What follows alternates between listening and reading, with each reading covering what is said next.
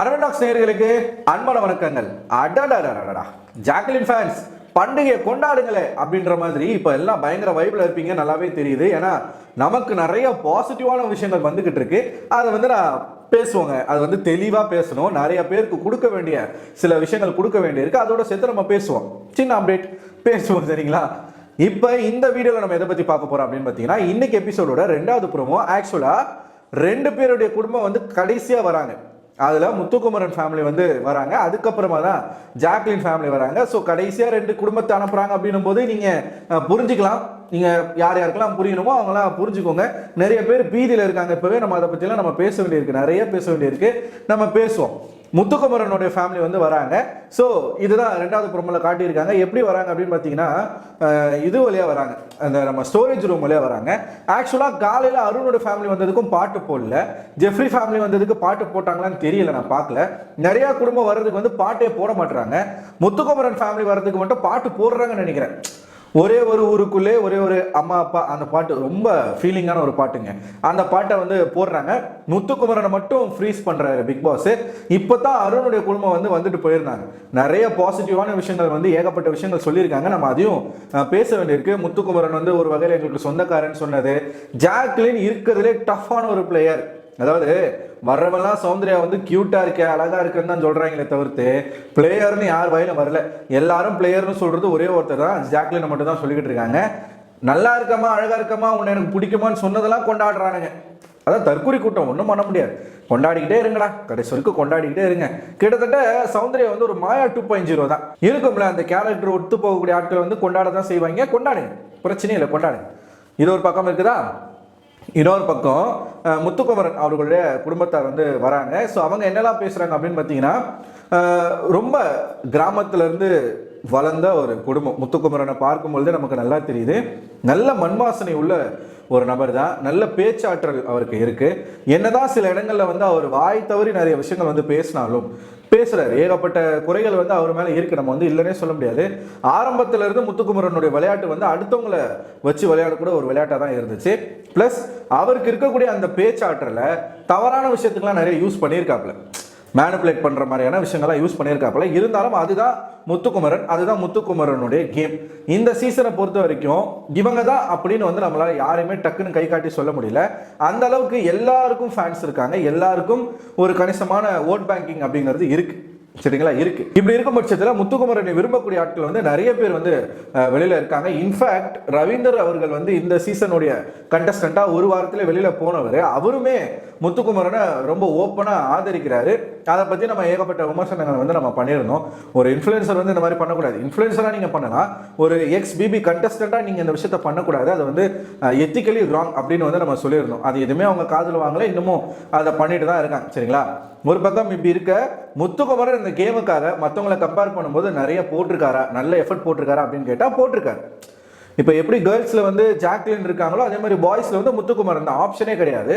So இதனால முத்துக்குமரன் இந்த top 2ல தகுதியான நபர் அப்படின்ற ஒரு விஷயத்துக்கு நம்ம வரலாம், நம்ம எடுத்துக்கலாம். முத்துக்குமரன் இந்த மண்ணின் மைந்தன் அப்படின்னு ஏகப்பட்ட பிரச்சாரங்களும் வைக்கப்படுது. அந்த மாதிரியான ஒரு பிரச்சாரத்திலே நமக்கு உடன்பாடு கிடையாது. என்னதான் இருந்தாலும் இந்த மண்ணின் மைந்தனாவே இருந்தாலுமே அவர் நல்லா பண்ணார்னா அவருக்கு நம்ம அந்த சப்போர்ட்டை கொடுக்கலாம், அப்படிதான் நம்ம கொடுக்கணுமே தவிர்த்து அது ஒரு பாயிண்டா நம்ம வைக்கக்கூடாது. அதே மாதிரி மஞ்சரிக்கு ஒரு தவறான ஒரு பிரச்சாரத்தை பண்றாங்க, மஞ்சரி கருப்பா இருக்கிறதுனால எல்லாரும் ஒதுக்குறாங்க அப்படின்ற மாதிரியான ஒரு விஷயத்த பண்ணாங்க. இப்போ அதனால தான் மஞ்சரிக்கு நிறைய சப்போர்ட்டர்ஸ் இருக்காங்க. பிளஸ் முத்துக்குமரனுடைய ஆதரவாளருக்கு முத்துக்குமரன் இப்போ நாமினேஷன் இல்லை அப்படின்னா ஒட்டுமொத்தமாக அவங்களுடைய சப்போர்ட் யாருக்கு கொடுக்குறாங்க அப்படின்னு பார்த்தீங்கன்னா ஆப்வியஸாக மஞ்சரிக்கு தான். ஏன்னா மஞ்சரி ஜெயிக்க போகிறது கிடையாது, அதனால ஜாக்லினுக்கு கொடுக்கக்கூடாது. ஸோ நம்ம மஞ்சரிக்கு கொடுக்கலாம் அப்படின்ற ஒரு விஷயத்துக்காக பண்ணுறாங்க. இது இருக்குதா. அம்மா அப்பா வராங்க, ஸ்டோர் ரூம் வழியாக தான் வராங்க. ஸ்டோர் ரூம் வழியாக பேசுகிறாங்க, ஜாலியாக தான் பேசிகிட்டு இருக்காங்க. ஸோ அவங்க அம்மா முத்துக்குமரனை பார்த்த உடனே எமோஷனல் ஆகுறாங்க, கட்டி பிடிச்சி அழுகுறாங்க. அவர் அழாதீங்க அப்படின்ற மாதிரிலாம் சொல்கிறாரு. அந்த பெட்ரூம்குள்ளே பேசிக்கிட்டு இருக்காங்க. என்ன சொல்கிறாங்க அப்படின்னு பார்த்தீங்கன்னா, முன்னால் நம்ம வம்சத்துக்கே பெருமை அப்படின்னு சொல்கிறாங்க. இது பல இடங்களில் நம்மளால பார்க்க முடியும். அதாவது எந்த விதமான அடிப்படை வசதிகளும் இல்லாத கிராமங்கள் இன்னமும் இருக்குது. இன்னமும் இப்போ சுதந்திரம் அடைஞ்சு 80 ஆண்டுகள் கிட்ட ஆகுதுன்னு நினைக்கிறேன், தப்பாக இருந்தால் கரெக்ட் பண்ணுங்க, 8 இயர்ஸ் கிட்ட ஆகுதுன்னு நினைக்கிறேன். ஸோ இத்தனை ஆண்டுகளில் இப்போ 2024 நம்ம இருக்கோம், எண்டில் 2025 வரப்போகுது. விஞ்ஞானம் அப்படிங்கிறது ரொம்ப வளர்ந்துருக்கு, சரிங்களா? ரொம்ப வளர்ந்துருக்கு, இன்னும் வளரும். அதுக்கு முடிவே கிடையாது, இன்னும் வளரும். ஸோ அப்படிப்பட்ட ஒரு விஞ்ஞான வளர்ச்சி வளர்ந்த ஒரு நாட்டில் இந்தியா அப்படிங்கிற ஒரு நாடு வந்து நல்ல பொருளாதார வளர்ச்சி அடைஞ்சிருக்கு. ஸோ எக்கனாமிக்கலாக நம்ம க்ரோத் ஆகிருக்கோம். இருக்கக்கூடிய கண்ட்ரீஸில் இந்தியா அப்படின்ற ஒரு கண்ட்ரி வந்து அறியப்படக்கூடிய ஒரு நாடாக மாறி இருக்கு, டெவலப்பிங் கண்ட்ரியாக இருந்திருக்கு.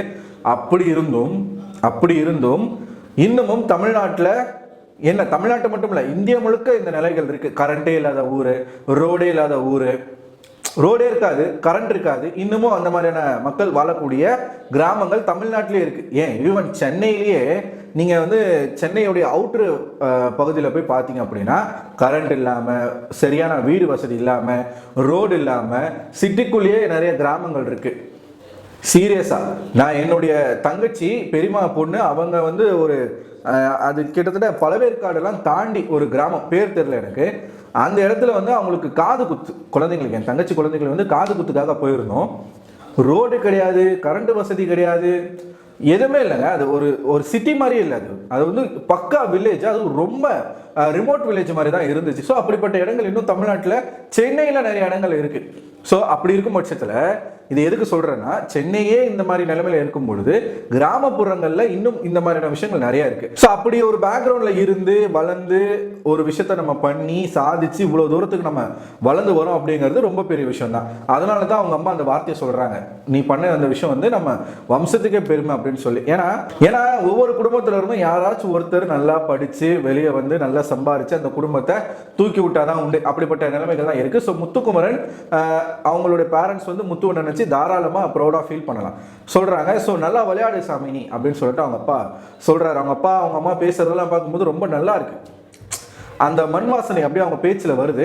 அதுதான் அருணுடைய அப்பா வந்து சொல்லிட்டு போனாப்புல, உன்னுடைய அந்த ஸ்லாங் வந்து நம்ம ஸ்லாங்ல நிறைய ஒத்து போகுது. ஈவன் நம்ம ரெண்டு பேரும் ரொம்ப க்ளோஸ் ரிலேட்டிவ்ஸ், எங்களுக்கே இப்போதான் தெரியும், நிறைய பேர் சொல்லியிருக்காங்க அப்படின்ற ஒரு விஷயத்த சொல்லிட்டு போயிருக்காங்க.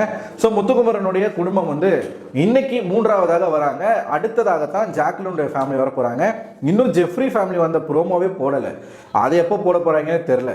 ஏன் இந்த மாதிரி ஜெஃப்ரி தான் இந்த வாரம் எவிக்ட் ஆகிறானோ அப்படின்ற மாதிரிலாம் யோசிக்க தோணிடுச்சு எனக்கு. ஸோ நல்லா இருக்குங்க, நல்லா இருக்கு. அண்ட் ஜாக்லின் ஃபேன்ஸ் கொண்டாடுங்களே, பண்டிகையை கொண்டாடுங்க. முத்துக்குமரனுடைய குடும்பம் வந்துட்ட பிறகு அவங்க என்னெல்லாம் பேசியிருக்காங்க, யார்கிட்ட முரண்பாடு சொல்லியிருக்காங்க அப்படிங்கிறதெல்லாம் நம்ம பார்ப்போம். ஸோ இந்த ப்ரோமோல அவ்வளோதான், வேற எதுவும் நம்ம வந்து சொல்றதுக்கு இல்லை. ஸோ பார்ப்போங்க. ரெண்டே பேருக்கு தான் ஹோப் இருக்கு, மற்றபடி யாருக்கும் ஹோப் இல்லை. தைரியமா இருங்க. இந்த நாளை வந்து கொண்டாட வேண்டிய ஆட்கள் வந்து ஒன்று முத்துக்குமரனுடைய ஆர்மி, இன்னொன்று ஜாக்லினுடைய ஆர்மி தான். ஏன் அப்படிங்கிறத கூட நான் தெளிவாக ஒரு வீடியோவில் உங்ககிட்ட நான் வந்து சொல்கிறேன். ஃப்ரேமை பாருங்க ஜி அப்படிங்கிற மாதிரி தான் இருக்கு. ஸோ இதை பற்றி நீங்கள் என்ன நினைக்கிறீங்க? உங்களோட கருத்துக்களை மறக்காம கமெண்ட் பாக்ஸில் கமெண்ட் பண்ணுங்க. இந்த வீடியோ பிடிச்சிருந்தா இந்த லைக் பண்ணுங்க, சப்ஸ்கிரைப் பண்ணாதவங்க சப்ஸ்கிரைப் பண்ணிக்கோங்க. அடுத்த ஒரு வீடியோ உங்களுக்கு சந்திக்கிறேன். அதுவரை உங்களிடமிருந்து விடைபெறுவது நான் அரவிந்தன்.